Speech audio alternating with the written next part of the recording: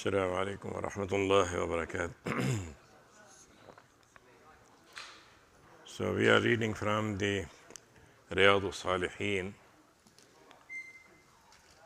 compiled from Imam Nadvi. So this chapter we are continuing with our Islamic teachings about how we're supposed to behave with our, maybe we can say, the society or those who are not fortunate or not very visible people.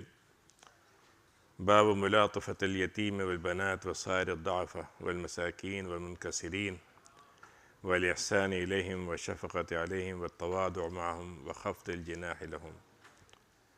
This chapter is about how we're supposed to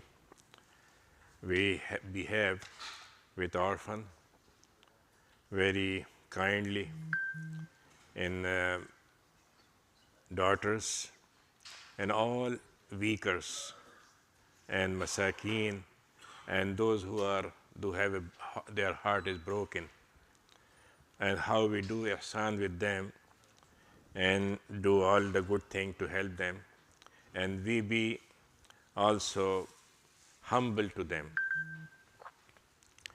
and spreading our wings of mercy on them. قال الله تعالى واخفض جناحك للمؤمنين. It is Rasulullah sallallahu alaihi wasallam addressed by this ayah, O Nabi, you should spread your wings upon believers. And it is just like idiomatic language. It means, for example, just like if the bird mother, when protecting its babies, spreading the wing. So suppose the rain is coming or something, a threat is coming, so it is protecting it. So it means give them a kind of protection, a kind of relief, and kind of caring about them.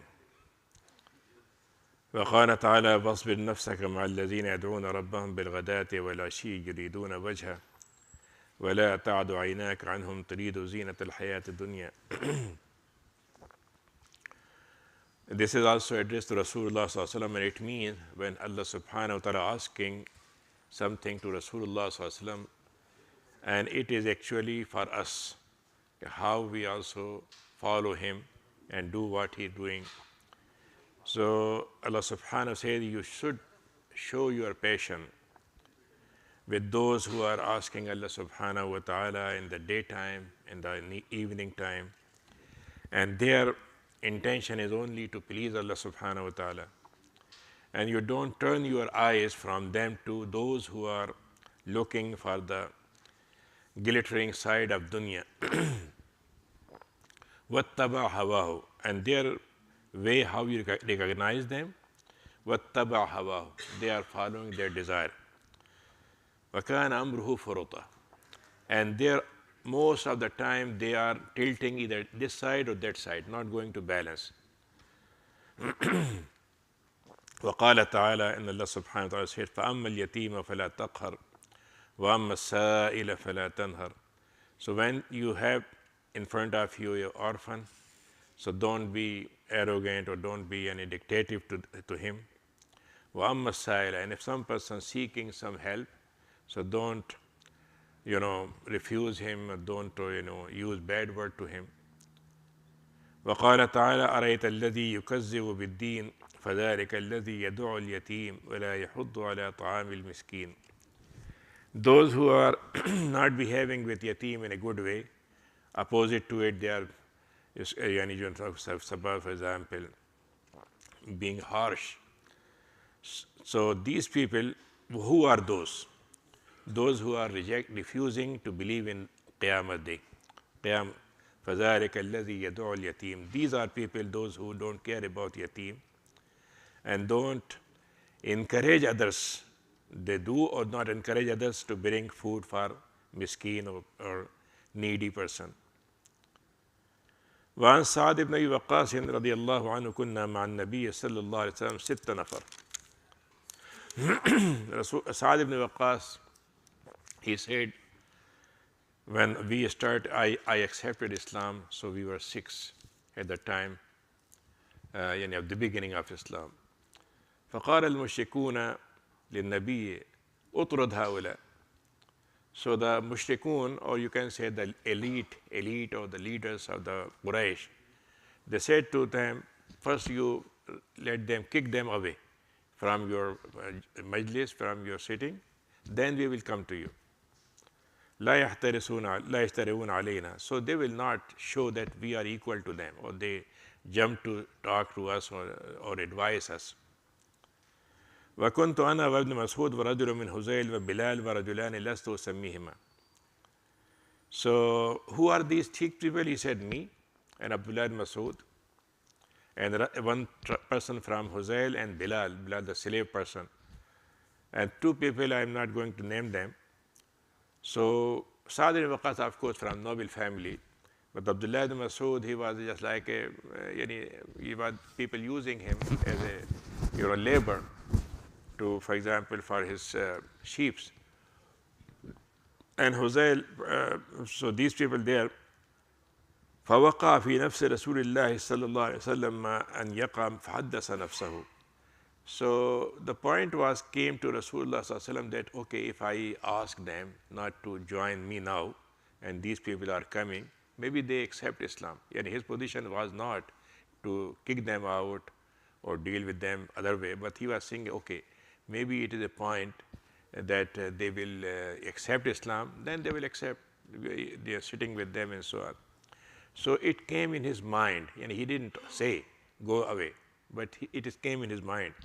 So Allah subhanahu wa ta'ala said this ayah, which is Surah Al-An'am, don't kick them out, those who are. So the point which is actually very important, the everything based on concept, right? A concept. If the concept is right, then the action will be right also. But if the concept is wrong, so whatever you do it, right, and you coat it with gold, with silver, everything, but the thing will be bad. Suppose you just give you an example. Suppose the concept is nationality. We divide humanity in nations, right? And then we say we do just, we care of them, we provide everything for them. These things are coming, but the concept itself is wrong, because you are caring about nation, not human being, right? Suppose concept is let the benefit that the rich people enjoy. They serve country, so let them facility, remove their taxes, give them more facility, right? So when concept is wrong, the thing will come. So Islam is actually, first thing Islam do, correct the concept, right? What is the concept? So you say you are all human. This is the concept. Now application, how we prove that we are all human, right? If we divide human being in different kinds of things, upper level, lower level, rejected, and we deal with people not with their, you can say, quality or specialization or their position, but we deal with them, this person is, his faith is so, or his tribe is so, right? So in this way, Islam rejects this idea. And Islam, Rasulullah sallallahu alaihi wasallam, he accepted Bilal as a Muslim. That's not the issue. But the issue is that when Bilal become Muslim, so Bilal and Abu Bakr will be same, right? When he say La ilaha illallah, Abu Bakr say La ilaha illallah, it will be same. But of course, the position of Abu Bakr will be different from Bilal when he was given responsibility. But it is not the issue of discrimination. It is the issue of putting everyone to its position, right? So in that sense, we see that Islam, though, so most symbolic things which mostly consider the weaker section of humanity, or whose, just like a orphan, like a woman, right? And daughters. Suppose, for example, in the early days of tribal life, a person, if he gets son, so he was proud and he was satisfied that after him this person will carry his journey. But if the daughter, first thing, she cannot help this person in fighting or, kind of these things. And second thing, they feel it is humiliation in Arabic tribal understanding. If I accept other person as my son-in-law, it is my humiliation, right? So in that sense, some kind of thing happened that suppose the first thing, as Allah subhanahu wa ta'ala said, وَإِذَا بُشِّرَ أَحَدٌ بِالْأُنْثَى ظَلَّ وَجْهُهُ مُسْتَقِيمًا. Yani when some person given that you got a daughter, so he become just like his face become black, right? And he is hiding. And it is actually not at that time, it is happening all time, even in this time also, right? And the issue of coming, for example, in that time, one Arabic woman, she gave the birth to a daughter. And he said, okay, I will kick you off. I'm not, you are delivering babies always, baby girls, right? So what he said, we are returning you what you gave us. And it is proven that it is not coming from women, it is coming from men and both together. But Allah subhanahu wa ta'ala, when he said, يَهَبُ لِمَنْ يَشَاءُ إِنَاثًا وَيَهَبُ لِمَنْ يَشَاءُ إِنَاثًا وَيَهَبُ لِمَنْ يَشَاءُ ذُكُورًا وَيُعَذِّبُهُمْ وَيُزَوِّجُهُمْ ذُكْرَانًا وَإِنَاثًا وَيَجْعَلُ مَنْ يَشَاءُ عَقِيمًا. It is my gift, right? Gift. I'm giving you as a gift daughter. I'm giving you as a son. I'm giving you both. You have both a daughter and a son. And someone is not barren. He not get anything. So issue is that when we deal with kind of, concepts and we make superiority and inferiority, then the issue become, even suppose I love my daughter, but I'm considered dealing with different way. It is making, for example, so Islamic concept is not only in daughter or in orphan, whole Islamic system based on caring about oppressed, about poor, about weakers. The world concept is care about the powerful, right? So total opposite thing. And the problem in our time, in our situation, we are also following them. Our rulers also dealing with this same way. And Allah subhanahu wa ta'ala said, what is the indication of your respect? What is your respect? Rasulullah said, Muhammad Rasulullah وَالَّذِينَ مَعَهُ أَشِدَّاءُ عَلَى الْكُفَّارِ رُحَمَاءُ بَيْنَهُم. The believers, right, rulers or rule or everyone, they are hard for the non-believers, but they are very tender and very, friendly to believers. And also, أَذِلَّةً الْمُؤْمِنِينَ وَعِزَّةً الْكُفَّارِ. And this is standard. If it is not existing, we are praying, we are doing ibadah, we are talking, our speeches are very bright. We are, for example, our words are spreading everywhere. Our followers million. But when society is not reflecting these ideas, we will not get help of Allah subhanahu wa ta'ala. Yani when Rasulullah said, a person came to Rasulullah and he said, I have my brother and he is not doing anything and I am caring about him, right? It is a burden, right? He said, هَلْ تُرْزَقُونَ إِلَّا بِضُعَفَائِكُمْ. You are giving your risk. So if you are giving $10, it means, for example, $5 are for your this thing.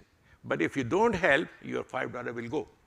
And I notice it. I lived in a countries where they were rich, poor, right? When they were giving, they were taking more.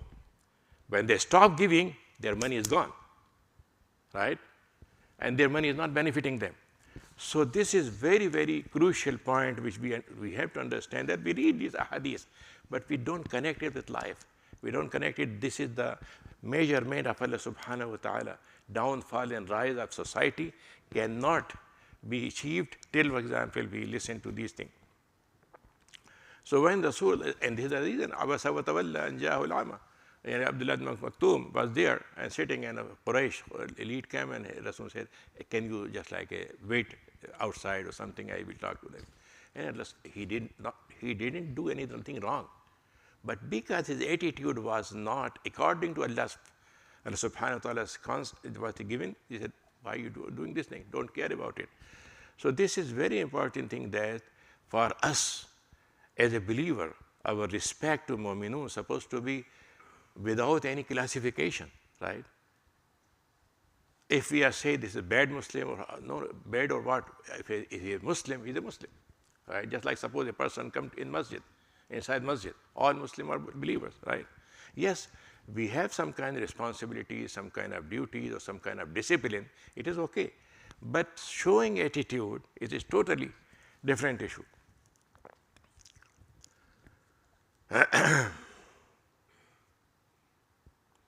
وعن أبي هريرة عايز بن عمرو المزني هبيرة وعن أبي هبيرة عايز بن عمرو المزني وهو من أهل بيعة الرضوان أن أبا سفيان أتى على سليمان وصهيب وبلال في نفر فقالوا ما أخذت سيوف الله من عدو الله ما أخذها. فقال أبو بكر رضي الله عنه تقولون هذا لشيخ قريش وسيدهم؟ فقال فأتى النبي فأخبره فقال يا أبا بكر لعلك أغضبتهم، لئن كنت أغضبتهم لقد أغضبت ربك. فأتاهم فقال يا إخوتاه أغضبتكم؟ قالوا لا. يغفر الله لك يا أخي. رواه Muslim. Hubayra ibn Ayy said, Ayd ibn Amr said, and he was the person who attended the Ridwan Bay'ah just when the Rasulullah was going for Sulh al-Hudaybiyah. And Abu Sufyan, one time, Abu Sufyan and came, and Salman and Suhaib and Bilal, and these people, Salman from Persia, and Suhaib from Rome, and Bilal Habashi from Habasha. So they said, Abu Sufyan was fighting against us in the Badr, and he escaped. And we should, for example, deal with the enemies of Allah with a very firm way. So Abu Bakr was sitting beside them. He said, this is Sheikh, this is the leader of Quraysh, and you're talking about this way. So one person came from them to Rasulullah. He said, we are saying this thing, and Abu Bakr said this thing. So he said to Abu Bakr, I think, Abu Bakr, you make them angry. Maybe you, for example, you did something, it is displeased them. And if you make them displeased, Allah will be displeased with you. So Abu Bakr went to him and said, hey, apologize if I did something wrong. He said, no, it's okay. So this is the position is actually, sometimes we don't care about these minor issues, right? But minor issue make sense in Islamic understanding. وعن سهل بن سعد رضي الله عنه أنا وكافر اليتيم في جنة هكذا وأشاب بأشاب. And he said, the person who is caring about the orphan, I will be, for example, he will be just like very close to me, just like two fingers together. The issue of yatim, first thing we must understand, the yatim means the person, boy or girl, his or her father passed away and before adult age. After adult age, he is not yatim or she is not yatim. And yatim means three things. First thing, this person lost father who is caring about him or her. Second thing is that mostly people think that if he has some property, the people, they can misuse it. Third thing, if they take care, maybe, for example, if they become in charge of money and they're spending on their own, right? Or sometimes they are not giving them good position. So the person who is taking care, Rasul said, he will be closer to me. In our Canadian system, mostly when you apply for adoption, so they say in your Islam is not allowed, you're not allowed to take care about orphan, so we reject your application. And behind this kind of thing is actually misconcept. The adoption is the most rewardful thing in Islam, right? Suppose if you adopt from the countries where the killing happening, just like Gaza, Sudan, and kind of these things. But the issue in Islam, when you adopt a girl, she will be not your real girl. So there will be, for example, rules of hijab, right? Privacy, and they will not share miras. Two things important. Otherwise, taking care everything for them, it is the best. So in that sense, for example, this concept, I don't know, some people, they maybe put some kind of bad information for government, and they are considering that adoption is not encouraged in Islam. No, it is encouraged.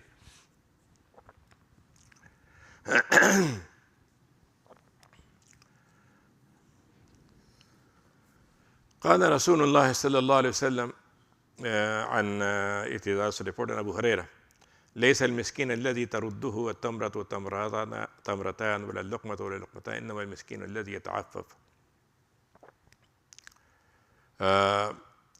Miskin, the word, we use two words. One is faqir. Faqir means the person, he has nothing in his pocket, right? And the miskin is little bit up to be poor, but the person is not able to survive or not have a good thing to suppose the person has a car, but he has no money for fuel, right? So miskin is the person, it is called the sakan. Sakan means the person, he just like sit anywhere and it become it is place to rest. So in that sense, the miskin also, but the Rasulullah just like it defined the miskin, that this person should not be, his habit not to beg, not to ask, but he should be save himself away from asking or demanding or something. الذي يتعفف يده void. So this also we must understand there are two rules in this issue. The person who is in need, Rasulullah is asking him not to beg, right? Not to beg and keep yourself limited with your whatever you have to survive with it. It is one rule. But the rule for rich is not to stop giving him. For him, you have to help him. So it means, for example, a person comes to me or anyone and he says, no, you are miskin, you should not come, you should not ask, right? It is not, it is not his right. His right is to help him. But Rasulullah advising the miskin, don't go to ask people. So there's two different ways. Some people sometimes mix between it.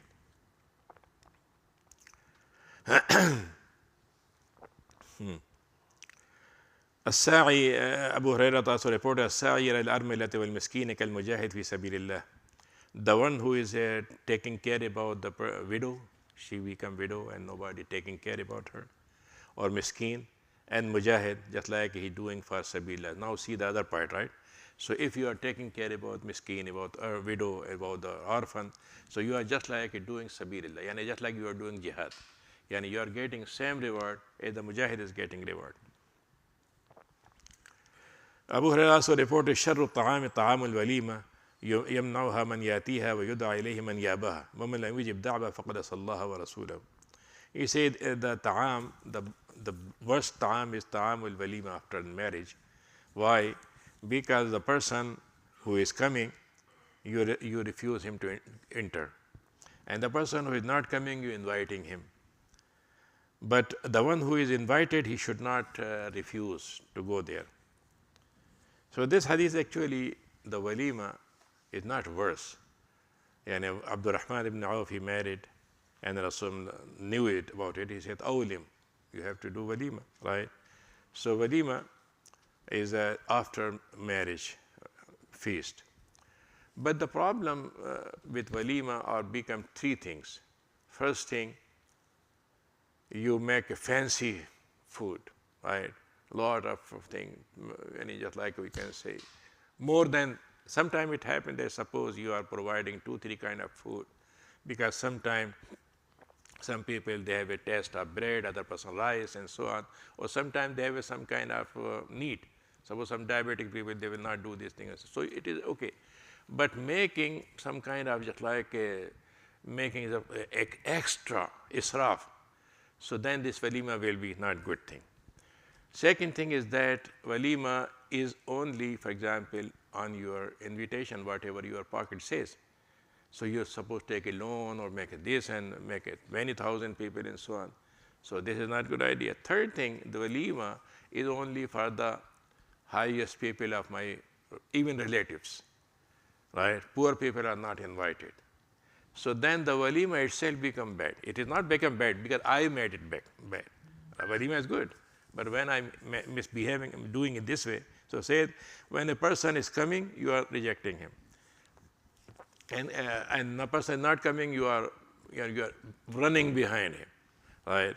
The coming means not, for example, suppose what happened, you did arrangement for 100 people. I suppose many people knew about it and they arrived, right? It's not a good idea because discipline and arrangement is also important. One time Rasulullah SAW was invited and he was invited for 4 people. So one person joined him. So Rasulullah, when he arrived, he said, listen, you invited 4 and we have 5. Do you allow this person? He said, oh, no, it's okay. So then it is okay. Otherwise, it make other, One time, this is many years back, in one convention in the U.S., well, of course, at that time they were booking how many attending, right? Ticket or whatever. And sometime, so they also arrange food. It is not just like in these days you can go and buy yourself, but they are arranging food. So what happened? They knew that there are, suppose, 1,000 people are coming, so arrange the food for these 1,000 people. And this is one of the from that time up to now. Sometimes we say, no, I'm not coming. I'm invited, but I'm busy and so on. But then in last minute you decide to go, and they have your list number in your list. What happened? So some people arrived, and the food was not enough for them. So what happened? And that time the halal supply was not as easy as now. So what happened? They made a very funny thing. They made one line. They say it is halal food, right? And it is supplied, not haram, but it is just like you can say it's not from Muslim food, but just like kosher or something. So one speaker, when he said, "No, what is this? What are you doing? You are making fun." He said, "This is our problem." So sometimes this kind of thing puts some person in trouble. So we must be careful about this issue and so on. So when Rasul said the sharrul walima, it not mean it is bad, but it is bad when I do it in wrong way. And also another point of hadith, if someone invited, so you should not refuse this invitation. What it means? It means two things. First thing, if someone invite you for food or for walima or any other, so you should, if you have no any problem or any issue, you should accept it. But if you are not able, you regret, right? But accepting means two things. First thing, you accept it and you went there, and maybe you already supposed to take your dinner and it is late. So you say, I apologize, I am not eating. So it is not any problem in it, right? Yani accepting means accepting and visiting. Eating or not, it is not included. So in that way, for example, if you go there and you don't eat, it is not violation or any kind of thing.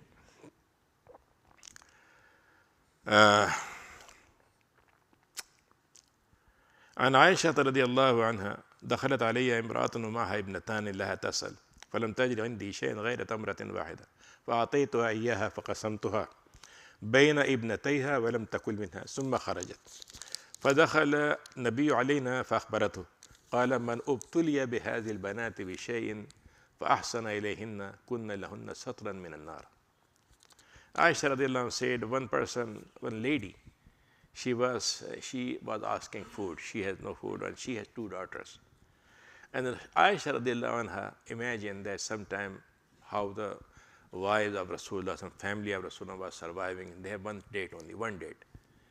So she gave to that lady, and she did two part of this, and she gave to two daughters, and she didn't eat anything, and she left. So Aisha, when Rasulullah came to enter home, she informed. So he said, if Allah subhanahu wa ta'ala tested him with daughters, and he did ihsan with them, so they will be protection, cover from the hellfire. This is a really very important issue, that what is, for example, our way, for example, deal with them. So first thing, what is we need, that we think that the daughters are burden, right? Or they are not. It is not. It is Allah subhanahu wa ta'ala who honored us, and we're supposed to take care. And in the Maryam alayhi salam, right? Her story is very interesting, right? Mother said, "Oh Allah, if you give me a son, so I will donate him for the service of synagogue or temple or ma'bad. And her thing is that it is only for son. Son will go and serve the masjid. But what happened? She got a daughter. So she said, oh Allah, I got a daughter.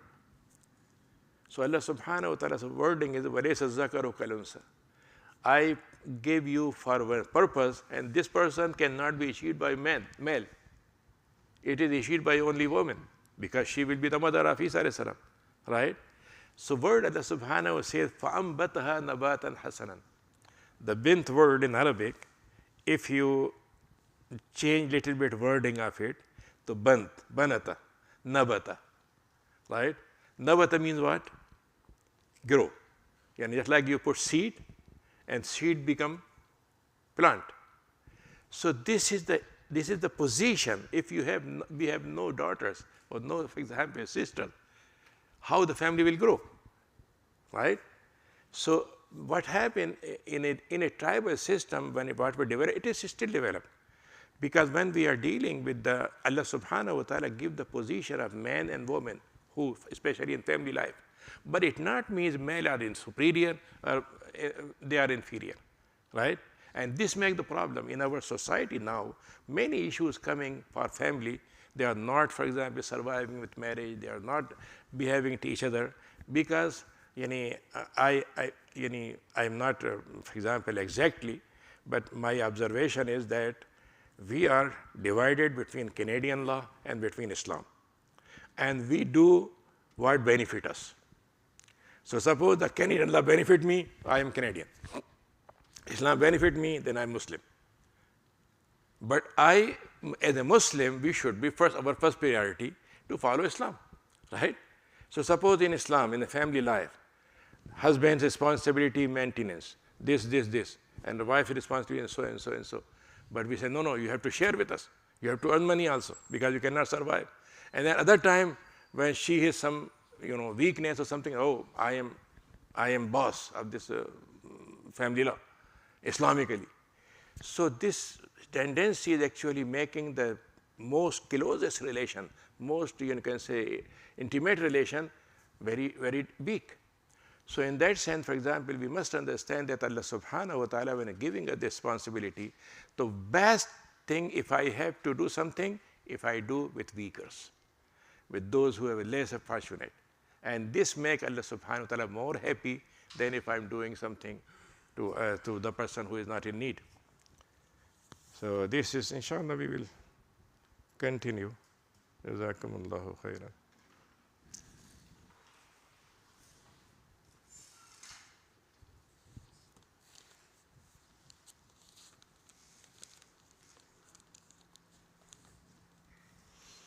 لا حول ولا قوة إلا بالله العلي العظيم. الله.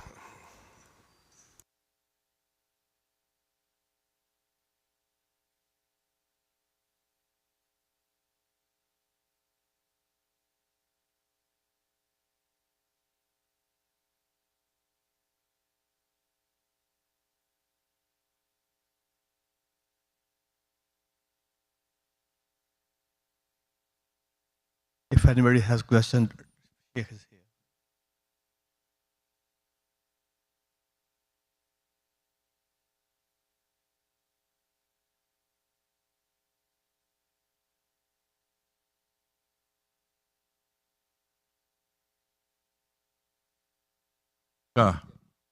And after nikah, they can do walima anytime. And sometime, if it is delayed, still you can do it. In my understanding, the real position is that when they united, then the walima, the faf, right, and so on. But in our position, sometimes it happens, suppose nikah happened, but you have some relatives you are inviting from outside, and you say we can delay. It is one thing. Second thing is that relatives are leaving. So you did nikah in masjid, and after some time you invited for walima and something. So in my understanding, when nikah is happened, then walima is allowed. If you do later, it is your arrangement. But if you do it, it will be considered the walima. Yeah, yeah, yeah. It is not wajib anyhow, but if someone want to do it, is okay.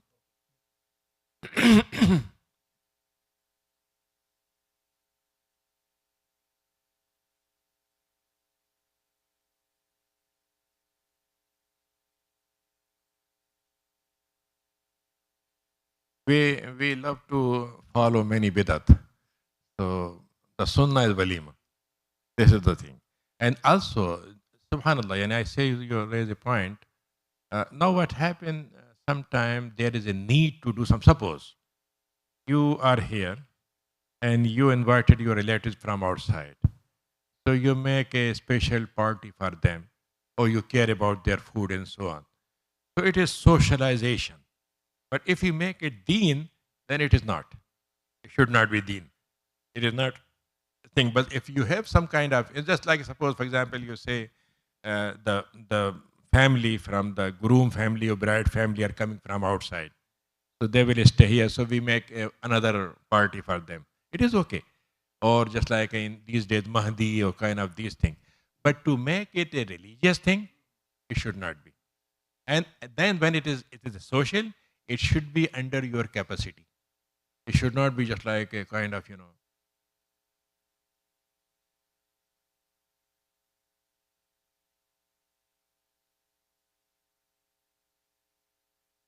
It should be, but it is not requirement because nikah itself is a permission that they are husband and wife. But one thing in these days happening, the walima is responsibility of boy, right? Not the girl. Girl is not responsible for it. But as a ihsan, sometimes it happens, people say, okay, we can share. Why? Suppose you are inviting 50 people, so add our 50 also, and we will. So it is okay, but it is not any kind of condition. Because as a walima, it should be from men's side. And even, say the Hafsa, the Safiya, Hafsa or Safiya, Azam said, I am doing walima and bring everything, whatever you can bring. So some people brought bread, some person, butter and some other thing, and they made it, the thing, and he offered it. And Abdul Rahman ibn Auf, he didn't invite Rasulullah in walima. He knew later.